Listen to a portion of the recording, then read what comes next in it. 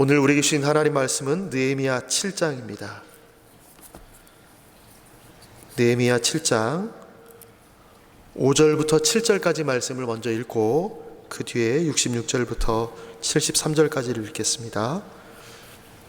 구약 성경 735면에 있습니다. 느헤미야 7장 5절부터 7절까지를 우리 한 목소리로 봉독하겠습니다. 5절부터 7절 함께 읽습니다. 시작. 내 하나님이 내 마음을 감동하사 귀족들과 민장들과 백성을 모아 그 계보대로 등록하게 하심으로 내가 처음으로 돌아온 자의 계보를 얻었는데 거기에 기록된 것을 보면 옛적에 바벨론 왕 느부갓네살에게 사로잡혀 갔던 자들 중에서 노임을 받고 예루살렘과 유다에 돌아와 각기 자기들의 성읍에 이른 자들 곧 스룹바벨과 예수아와 느헤미야와 아사랴와 라함야와 나하마니와 모르드게와 빌산과 미스베렛과 비그웨와 느흠과 바하나와 함께 나온 이스라엘 백성의 명수가 이러하니라. 그리고 66절부터 73절까지입니다. 66절부터 함께 읽습니다. 시작. 온 회중의 합계는 42,360명이요 이 외에 노비가 7,337명이요 그들에게 노래하는 남녀가 245명이 있었고 말이 736마리요 노새가 245마리요 낙타가 435마리요 나귀가 6,720마리였느니라. 어떤 족장들은 역사를 위하여 보조하였고 총독은 금 1,000드라크마와 대접 50과 제사장의 의복 530벌을 보물 곳간에 드렸고 또 어떤 족장들은 금 2만 드라크마와 은 2,200마네를 역사 곳간에 드렸고 그 나머지 백성은 금 2만 드라크마와 은 2,000마네와 제사장의 의복 67벌을 드렸느니라. 이와 같이 제사장들과 레위 사람들과 문지기들과 노래하는 자들과 백성 몇 명과 느디님 사람들과 온 이스라엘 자손이 다 자기들의 성읍에 거주하였느니라. 아멘. 성벽 재건이 52일 만에 끝났습니다. 성벽은 재건되었지만 바벨론의 침략으로 폐허가 되었던 예루살렘은 한 세기 반이 지났지만 여전히 원래의 모습을 회복하지 못한 상태입니다. 성전은 세워졌지만 광대한 성읍에 비해서 주민은 적었고 가옥도 부족했습니다. 예루살렘 도성의 방어를 위해서는 특단의 조치가 필요했습니다. 가장 먼저 해야 될 일은 예루살렘 성 안에 거주민 수를 늘리는 것이었습니다. 느헤미야 11장에 가면 누구를 또 어떻게 예루살렘으로 거주시킬 것인가에 대한 문제를 본격적으로 다룹니다. 그 본격적인 문제를 다루기 앞서서 오늘 본문은 준비 단계입니다. 준비 단계로서 뭘 하느냐? 정확한 인구 조사가 필요한 것이 오늘 본문의 내용입니다. 느헤미야는 귀족들과 민장들과 백성들을 모아 계보들을 등록하게 합니다. 가족별로 몇 명이 귀환했는지 하나하나 파악한 것입니다. 다행히도 첫 번째로 귀환한 그들에게 명단이 있었음을 발견하게 됩니다. 그 명단은 에스라 2장에 있는 내용과 큰 차이가 없습니다.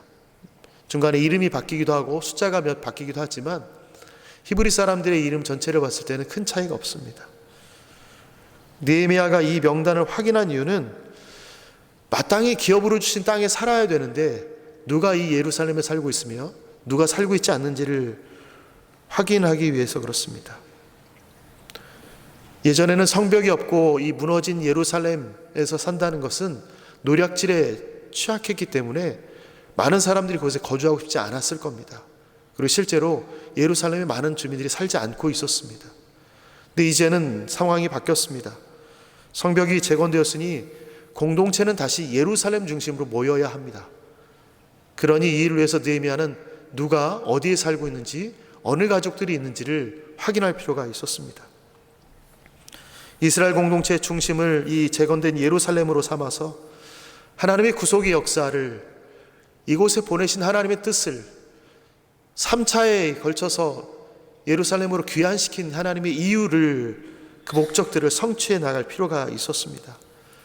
이제는 그 일을 성취하기 위해서 예루살렘에 충분한 인구가 있어야 되는 상황입니다.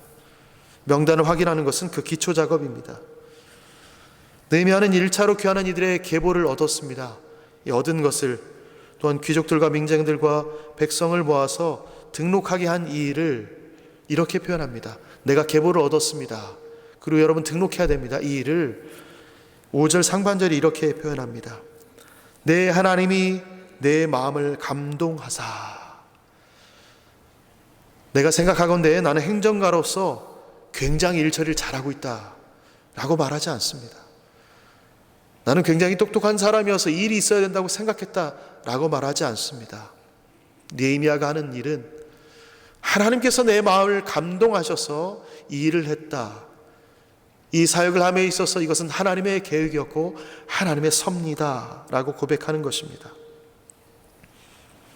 이스라엘 역사에서 인구조사는 여러 차례가 있었습니다. 광야에서 성막을 지을 때 인구조사를 했습니다.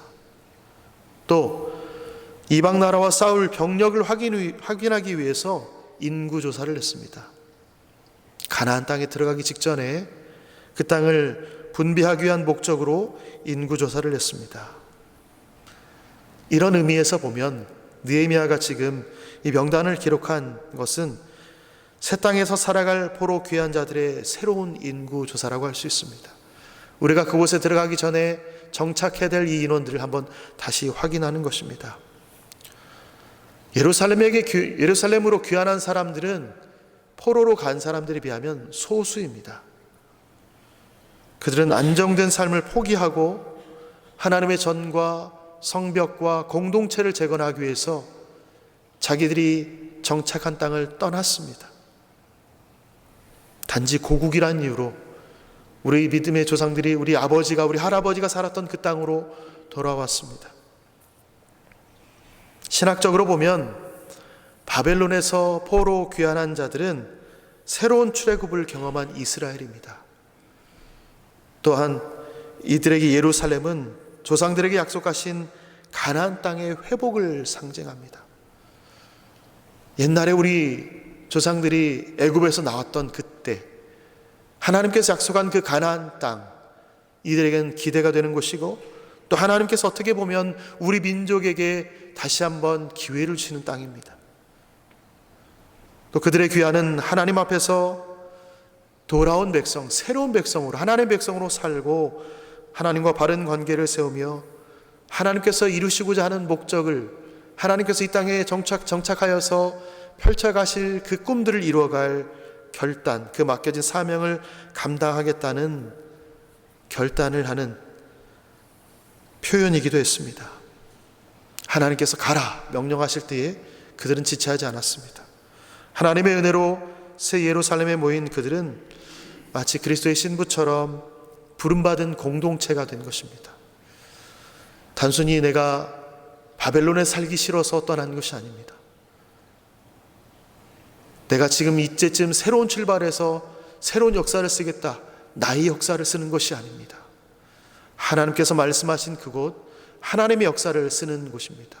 교회가 그런 곳입니다. 나의 삶의 자리에 있다가 하나님께서 명령하신 그곳, 하나님께서 약속하신 그곳에 가서 하나님의 역사를 쓰는 곳이 교회입니다. 교회만 그런가요? 우리의 가정도 그렇습니다. 하나님께서 우리를 보내셨고 그 가정에서 우리에게 맡기신 사명이 있습니다. 우리는 그 일들을 이루어가는 것입니다. 우리는 하나님께서 보내신 새 예루살렘으로 모여서 하나님을 예배하는 것이고 그리스도의 신부로 부름받은 공동체를 아름답게 세워가는 자들입니다. 오늘 귀환한 자들은 그런 역할을 하려고 모였습니다. 모이기를 소원하여서 느헤미야가 다시 한번 인원을 확인합니다. 오늘 본문의 70절부터 72절까지는 성전 재건을 위해서 귀환한 자들이 드린 예물에 대한 기록입니다. 에스라는 구체적으로 기록하지 않았습니다. 그들이 어떤 예물을 드렸는지 구체적으로 기록하지 않았는데 느헤미야는 상세하게 기록합니다.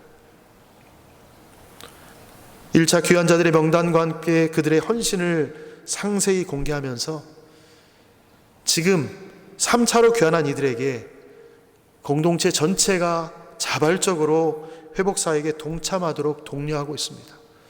1차로 귀환했던 이들이 이렇게 헌신했다. 그들이 성전을 그렇게 건축했으며 또 그들과 함께 우리가 성벽을 재건했다.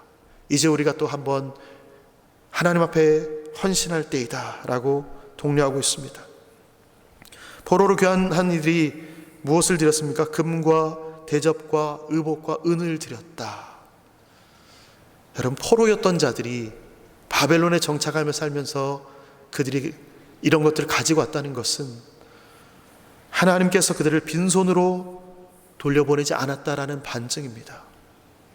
하나님께서 예루살렘으로 보내실 때에 너희가 헌신하겠다고 작정했다. 내가 필요한 것을 공급하겠다라는 하나님의 표현이었습니다.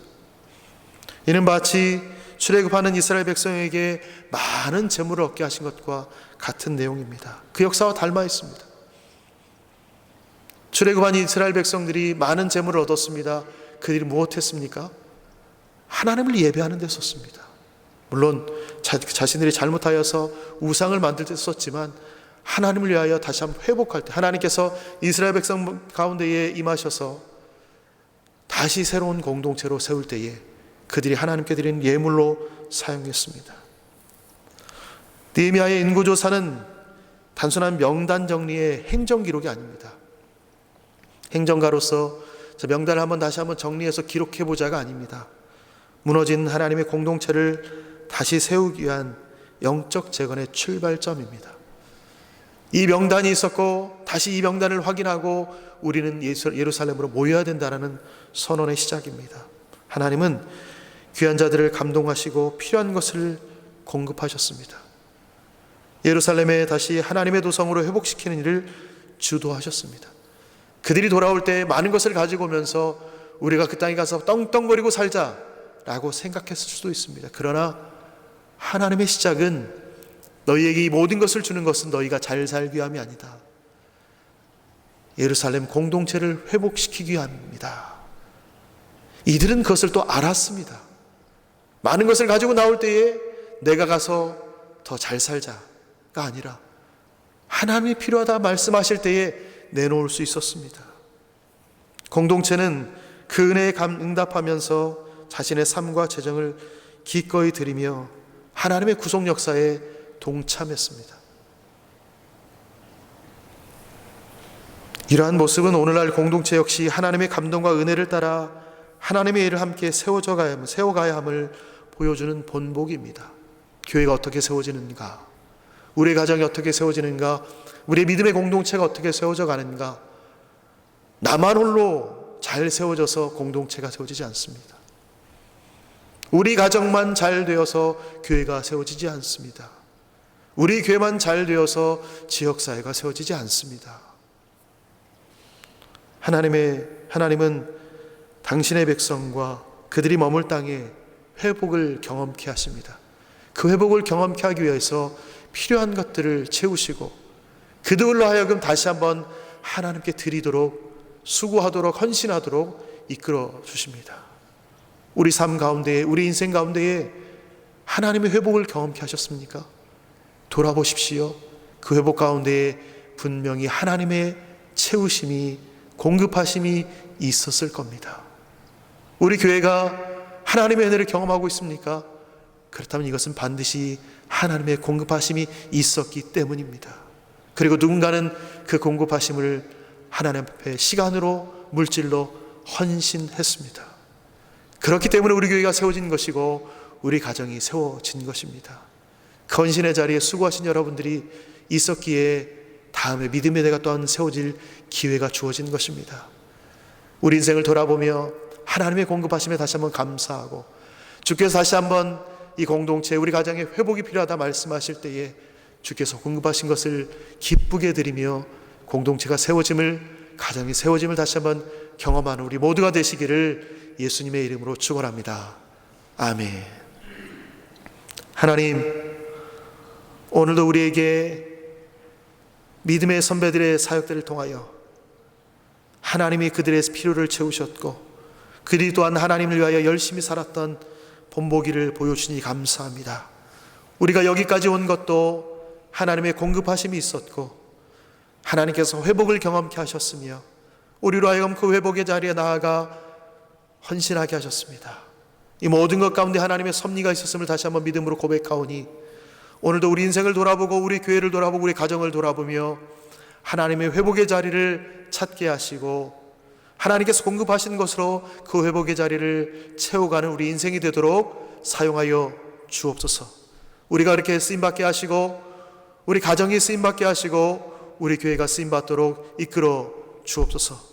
우리 자녀들이 그 은혜를 받게 하시고 우리 교회로 말미암아 우리 지역사회가 우리 이웃들이 하나님의 은혜를 받는 귀한 통로로 쓰임받고 그들 또한 하나님의 나라를 경험할 수 있도록 오늘을 사용하여 주옵소서.